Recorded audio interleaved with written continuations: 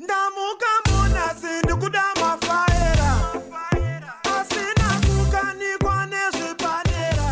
ndoda nyaya dzechokwadi saka nditrust nobody ndiendeseiwo kuna gonyete namagene ona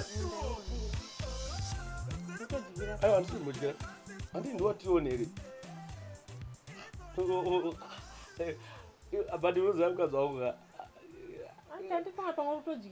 anambodyira ndiri kutoshamisika kuti iwo ndiwega usi kubhoikana bcause vakadzi vese vari kubhoikana vese hakuna zvinhu zvakawanda zvaundofanira kubhoikerana zvemapatriotic view ari kuda kupasiswa mafreedom of expression iri kugatsikirirwa vanhu so many things data riri kudhura zvokuti ndinota worried about kuti zvemavideo ndingatorwadzirwa nezvemavideo izvezvo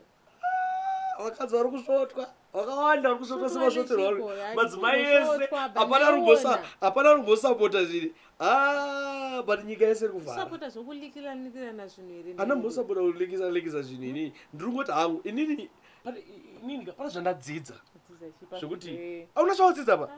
hauna kana chawadzidza tarisa futi tarisa ona mwana wavanhu zvake 1 minute nga andinambobvira ndaziva kuti mukadzi anokwanisa kubuda mvura kubaiswa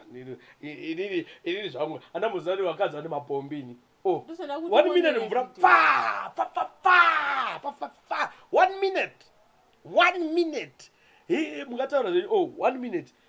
isu rigarisana natete kuti mukadzi izvozvi arikutaura haazivi kuti mapombi hautisaura mbovhura mapombi paari kubata ndopandobata chaipo tarisa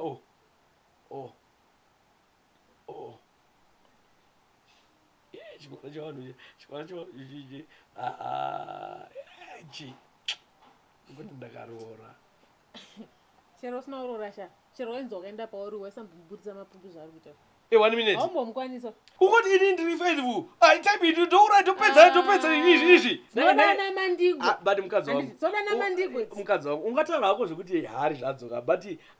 akura akauya pane mwana anoita azvirambi zvakangodai mukwanisi uyandodana mandigwa nasaba kana tichikwanisa iwewe ukaisa saba apa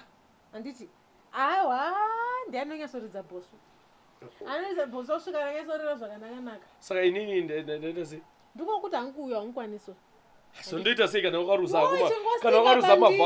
mavhauvhu ako akarusa kuti tototanga kukrenka kuita chidhizi injini mama kukrenka svika tasvuka saka wakundikombeya handisi kukukombeya handiti iwo ndiwataura zvakuti ana saba ndikutaura mavhidhiyo akabuda nditika uyo abudisa but iwo wazoti inini handikwanisi wati handimukwanise ukati ana saba iwewe ndiwo uri kundikombeya nasaba ukati inini handimukwanise ndiwo zvitaura wega panapo ukati saba ndimatingo ane mabhosvo anorira handiti isu chiti muri kuenda kuchechi muri kuona mabhosvo zveshuwa tingamisana panze kuti ungandikombeya nasaba inini mese pakabudisa saba bhosvo rake mese vanhu vekuchechi kana kuita sei makafara sei matenderera muri kungoita handidi kunzo dzima saba wacho dzima saba wacho ndozvazvosvika here isa foni yangu apa ndingataura nyaya yekuti hanzi ndodisasongo nekuti dzima vasongo asaba uropinamba ona kwasviba apa haupi namba dzima mafona iyo uda saba wataoti iwo handikwanisa kuridza bhosvo handingakwachana panapa iwo kana wakaruza mavhavhu wega usakutaura zvemagabanga gara panze pabhoruzi ndogara panze ndopengere